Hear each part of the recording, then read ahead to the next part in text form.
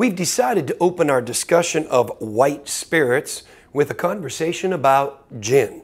Because so many of the classic cocktails are made with gin that to understand them, you have to first understand gin.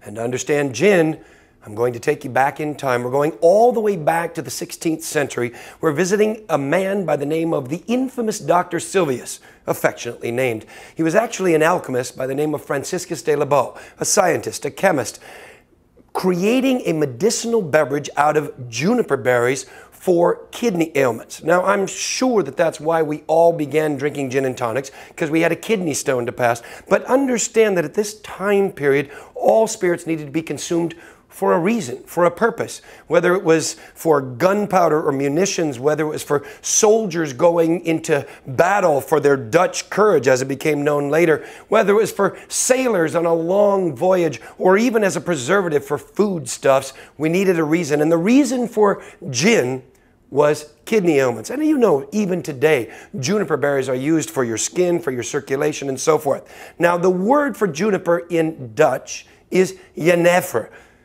Pardon my pronunciation, but jenever, or Genever as it's spelled, is the Dutch word for juniper. And so gin was originally called Genever. How does it become gin? Well, the English later shortened it to gin. G-E-N-E-V-R-E or E-R, depending on if you're Dutch or English. And how does it go from then till now? Well, let's think about that time period. We're in Amsterdam, okay? The center for the spice trade. All the spices. You have to understand this time period. At this time, spices traded like gold. Today we use currency. In those days, you would use exotic spices. Seriously. Spices came from the Far East. They came from Africa. They came from India. They eventually came from the New World, but this is even prior to that. So the spice trade is focused in basically, at this time, Amsterdam, and it's starting to happen in London. London becomes the place later. But Amsterdam is the ticket, and this is where all the spices come from. So juniper is for my kidney ailments, but what if I throw some other cool stuff in there? By law, gin must have juniper in it. But in those days, coriander, cardamom, cassia, angelica, licorice, orris, citrus like orange and lemon, all of these were considered exotic spices, and wherever they came from, the hills of Tuscany, from Germany, from the Far East, from Malaysia, from the New World, these spices were blended in to make an even more complex, even more sought after spirit that became known later as gin, or referred to affectionately as Dutch courage, for those Dutch soldiers going into battle, drinking that gin before they went in. Now, understand the time period again, we're in pot stills. And the original process would have been a double pot distillation of neutral grain spirit, making it as neutral as you can, and then using a third distillation to bring these botanicals in. That process changes, of course, with continuous distillation in the 19th century, in the 1820s, 1830s, as distillation changes. But how does it get from Holland to become such an important ingredient for the classic cocktails that were obviously an American invention, as we talk about? Well, in a nutshell, the English turned it into their own. And whether you called it mother's milk or mother's ruin, because it came out in literature in both ways, gin was a problem, and then it became an important thing. It went from being a product of the masses, where alcoholism and gin production was in every home for the most part, to being a beverage of the gentry, if you will. It eventually became the beverage used on sailing ships. And while you know about rum being one of the beverages on sailing ships, the officers would drink gimlets made from gin. So in the late 1800s, or late 1700s and early 1800s, we see distillation make a big change. We see a style known as London dry gin. Distillers like James Burroughs and Charles Tanqueray. We see Plymouth gin becoming an important category. Old Tom gin, which is a category from those days which barely exists today, which was prevalent for many, many years, was actually a sweetened, perhaps even oak-aged gin, usually, probably the way we think of it today, used to cover up the bad distillation from those home stills from the 1700s. Now, in the mid to late 1800s, gin starts showing up in this country. And when it does, it becomes all of the rage. In those days, it was Holland's gin, Genever, Amsterdam, as it's still called today, those names for Holland's gin. It might have been Plymouth gin. We don't see London dry gin showing up here until the late part of the 19th century, and that's when cocktails take an evolution. That's when gin becomes so important in the classic cocktails.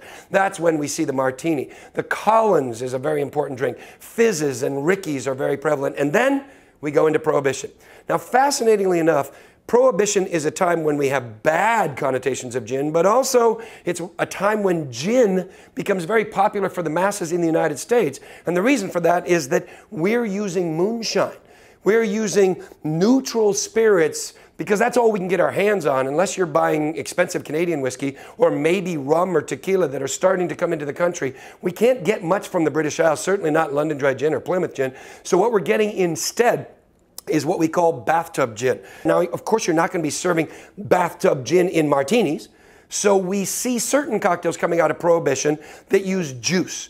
And we start seeing the use of juice in our gin. For example, the orange blossom, which is what they were drinking at the round table at the Algonquin, would have been orange flower water, orange juice, and gin. Now, gin, when we come out of Prohibition, is very, very important spirit. And quite frankly, until the 1960s, gin is the most important white spirit consumed in these United States. Post-Prohibition, gin, London Dry, Plymouth, regains its position as the single most important white spirit, maybe the most important cocktail spirit in America. We see the martini, the Collins, the fizz, the Rickey, the aviation. These drinks are very, very important to us. And as we move through the 40s and the 50s and the 60s, gin, and particularly the martini, remains an important staple in our repertoire of cocktails. But then the 60s happens. Vodka begins to usurp gin's position in that we take the gin cocktails and turn them into vodka cocktails. We enter into what we call the era of the fear of flavor. Vodka begins to take over. And it's not that vodka isn't a great spirit, it's that vodka being neutral, gin being flavorful, vodka starts to make its way in. By 1967, vodka has passed gin as the #1 white spirit consumed in America. And only 9 years later, in 1976, as you probably know by now, vodka has become the #1 spirit consumed in these United States. So what happens to gin? Well, it goes into a decline, a recession, if you will. But by the 1980s, we start to see a glimmer of hope for gin. And perhaps it was our own Dale DeGroff with his Rainbow Room, bringing back classic cocktails. Other classic cocktail bars in the United States popping up at that time, like Bick's in San Francisco. And we see the resurgence of the classic cocktail. As we enter into the 90s, the classic cocktail is becoming more and more important. And now our food taste is returning us to this era of wanting more flavor. And we're researching these old drinks. We're bringing them back. Now, gin is like the hottest thing. It's growing again. Bartenders have re-embraced gin as the most important spirit, which it is for cocktails. And as a result, we're seeing super premium gins, and we're seeing gins that are handcrafted. We're getting the Dutch gins back. We're getting Belgian gins over here. We've got boutique gins from Oregon and California and everywhere else. Today, in the 21st century, I won't say gin's on fire. The numbers certainly wouldn't justify that. Instead of seeing the brands really on a huge increase, what we're seeing is a proliferation of brands. We're seeing an entire marketplace full of gins. We're seeing handcrafted gins, artisanal gins. We're seeing the Hollands and Genevers and Amsterdam gins coming back. There may even be an Old Tom coming back on the market. Plymouth has regained its place in the hierarchy of gins. And what we're seeing now at this time is that the American consumer has been re-enlightened, reintroduced to gin by you, by the bartenders, because we know that gin is an essential ingredient in the classic cocktails. Now, for my money today, those classic styles and those classic brands are still the benchmarks. But in the future, we see an incredible opportunity for these new styles, for these super premiums, for new gins to be entered into the cocktail arena. And the future for gin, I think, is brighter than it's ever been.